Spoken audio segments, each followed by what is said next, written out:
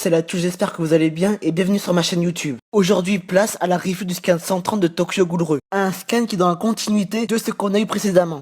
Ce scan intitulé Inutile commence par Iwayo qui s'est fait convoquer par Kishimura. Dans le scan précédent, Kishimura a convoqué le fils Takeyomi. Et dans ce scan, il convoque le père Iwayo.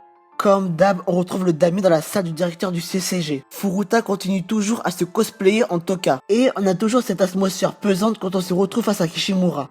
Le directeur du CCG annonce au père de famille que son fils a été placé en détention pour avoir attaqué un inspecteur. Il a voulu sans doute attaquer Mutsuki vu qu'elle ricanait bêtement de cette situation. Kishimura ajoute au père de famille, avec un tout petit sourire, de faire attention de quel genre de direction souhaite prendre sa famille. Apprendre qu'une femme d'un inspecteur est amie avec une goule serait un déshonneur pour le CCG. Il ne peut pas laisser passer ça. Ça fait quand même mal au cœur de voir un grand vétéran du CCG comme Iwayo dans ce genre de situation, pour la relève, pour sa famille. Et ça se voit qu'il est profondément touché par ça. Durant toute cette page, on le voit qu'une seule fois regarder Furuta d'un air inexpressif. Les autres fois, on le voit de dos. Puis nous retournons voir son fils en cellule de détention. Uri le rend visite en tant que chef des Kings. Il demande à Takeyomi de s'excuser auprès de Mutsuki. Même si au fond de lui, il sait que ce qu'a fait Takeyomi était quelque chose de justifié. Il n'est pas du genre à frapper quelqu'un sans raison. Takeyomi a enfin compris, le directeur du CCG s'attaque aussi à ses alliés. Yuriko n'est pas une bonne menteuse, contrairement à Furuta. Takeyomi se justifie en disant que le rapport de Mutsuki était falsifié. Certains inspecteurs comme Suzuya ou Uri se doutaient que Kishimura est un directeur malaisant. Ici, c'est au tour de Takeyomi qui affirme que Kishimura s'attaque aussi aux inspecteurs du CCG. Nous, on sait que Furuta n'est ni du côté de la CCG, ni du côté des ghouls. Manipuler tous ces individus l'amuse. Maintenant, quelques inspecteurs, généralement ceux qui étaient les plus proches de Sasaki, se rendent compte que Furuta les manipule. Puis nous retournons voir Kaneki, qui se trouve aussi seul dans une cellule. On apprend que la lettre qu'il a brûlée au scan précédent n'est qu'une partie du message. Kaneki a reçu quelque chose d'autre qui le préoccupe à tel point qu'il n'a pas voulu le brûler. Au chapitre précédent, on apprenait que Kaneki n'allait pas prendre part à cette affaire. Or, ici, on voit qu'il hésite à cause de ce message. Il sait que c'est un piège, mais il serait prêt à entrer dans la gueule du loup pour sauver Yuriko. Tout d'un coup, Nishiki intervient. Bon, il annonce une mauvaise nouvelle, comme quoi ils n'ont presque plus de nourriture. Kaneki lui pose une question qui n'a rien à voir et qui est très intéressante, car ça a rapport avec ce message. Il lui demande ce qu'il pense sur la direction du CCG. Nishiki lui répond cash. Ceux qu'ils veulent, c'est tuer le roi. Sans le roi, l'organisation tombera. Les bras et les jambes ne savent pas bouger sans la tête. Nishiki accentue bien sur l'importance de Kaneki. Faut pas qu'il fasse des choses stupides. Il est le roi, il ne peut pas se permettre de jouer les bons samaritains. Puis Kaneki. Alors là, Kaneki fait quelque chose de bizarre que même Nishiki n'a pas compris. Il lui dit, c'est bien ce que je pensais, on va devoir les éliminer leur tête. Le plus bizarre dans tout ça, c'est qu'il sourit comme Furuta. C'est très intriguant. Après quelques recherches sur des sites internet, certains affirmeraient comme quoi désormais Kaneki accepterait de tuer des humains pour survivre. Nishiki s'est parlé à Ken de manière réaliste en très peu de mots. Il réussit à le faire comprendre qu'en voulant faire le moins de dégâts possible, comme ne pas blesser l'ennemi, il met en danger toute l'organisation. Cependant, Nishiki va plus loin dans ses propos, tellement loin qu'il fait une gaffe. Kaneki est responsable de la grossesse de Toka. De ce fait, il est responsable de la création d'une nouvelle vie. Du coup, Nishiki lui demande de ne pas laisser pourrir l'enfant indéfiniment dans le souterrain. Au début, je pensais qu'il parlait de Hajime, mais en fait, non. Sans faire exprès sur tout ce qu'il vient de dire, Nishiki a fait comprendre à Kaneki qu'il aura un enfant et qu'il devra tout faire pour lui donner une meilleure vie. Tout de suite, Kaneki a compris. On voit un gros zoom sur ses yeux, qui ont toujours des énormes cernes. Et comme je l'ai déjà dit, ça, c'est mauvais signe. Ces grosses cernes me rappellent à l'époque où il mettait ses lunettes quotidiennement. Bref, Kaneki a compris ce qu'il sous-entendait Nishiki. Et ça se voit que Nishiki s'en veut d'avoir fait cette boulette. Donc du coup, on peut imaginer que Nishiki sera un peu l'oncle de l'enfant, vu qu'il est le seul à savoir que Toka est enceinte. Il est vraiment protecteur envers Toka.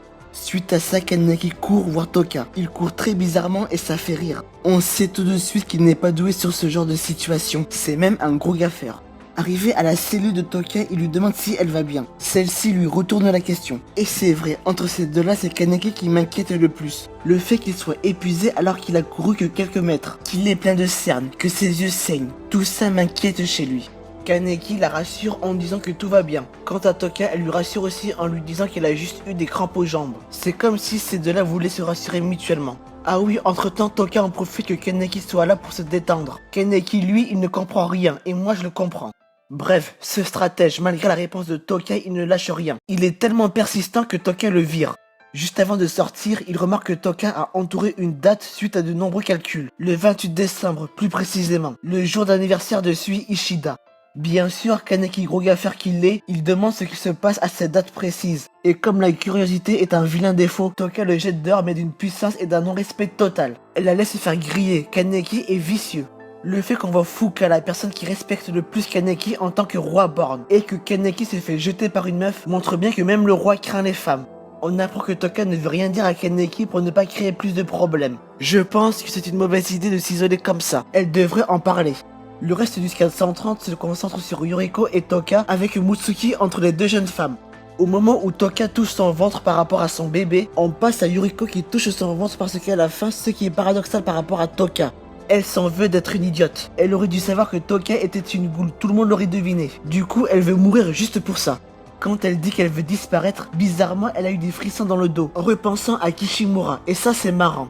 Même s'il n'est pas là, Furuta réussit quand même à nous faire sourire. Mais bizarrement, on dirait qu'elle s'en fout que Toka soit une goule. C'est même le contraire. Elle s'en veut de ne pas avoir remarqué que Toka était une goule, et de l'avoir fait bouffer de la bouffe humain. Et ça, c'est une vraie amie. Elle se sent tellement idiote qu'elle veut mourir. C'est dommage qu'elle ne soit pas au courant que sa bouffe lui aide vraiment à garder le bébé de Toka en vie. Avant de passer à Toka, nous voyons les deux troubles faits, Shinsepai, Ora et Mutsuki. Après nous avoir montré comment fonctionne le CCG de Furuta pour une millième fois, en accentuant sur le fait que ceux qui protègent les ghouls seront considérés comme des ghouls, Mutsuki nous fait part de son plan. En fait, elle a choisi de s'attaquer à Yuriko et Toka pour rencontrer Kaneki. Yuriko étant la meilleure amie de Toka, Mutsuki essaie d'attirer Kaneki avec cette lettre. Elle déduit que Toka n'interviendra pas, car elle aura sans doute pas vu la lettre. Mais, parce qu'il y a un mais, si quand par le heureux des hasards, elle aurait vu la lettre et décide d'intervenir, Mutsuki ne sera pas aussi clémente la prochaine fois. Déjà qu'on a tous eu une grosse frayeur en ayant vu la fausse main de Yuriko, si ça c'est de la clémence, alors ça va être quoi la prochaine fois? Ora et Mutsuki, ces deux petits parasites qui veulent absolument tuer Kaneki, deviennent vraiment gênants. Bref, à la fin, par le heureux des hasards, Toka décide d'aller voir Kaneki pour je ne sais quelle raison, et trouve cette putain de lettre. Cette lettre qui nous intrigue depuis le début du chapitre, on a enfin son contenu. On apprend en même temps que Toka que Yuriko sera exécuté le 23 avril 2000 et quelques. C'est choquant de voir le CCG de Kishimura tuer des ghouls et des humains pour rien. Mais bon, Furuta ne fait partie d'aucun des deux camps. Ce message sera l'élément déclencheur d'une nouvelle bataille.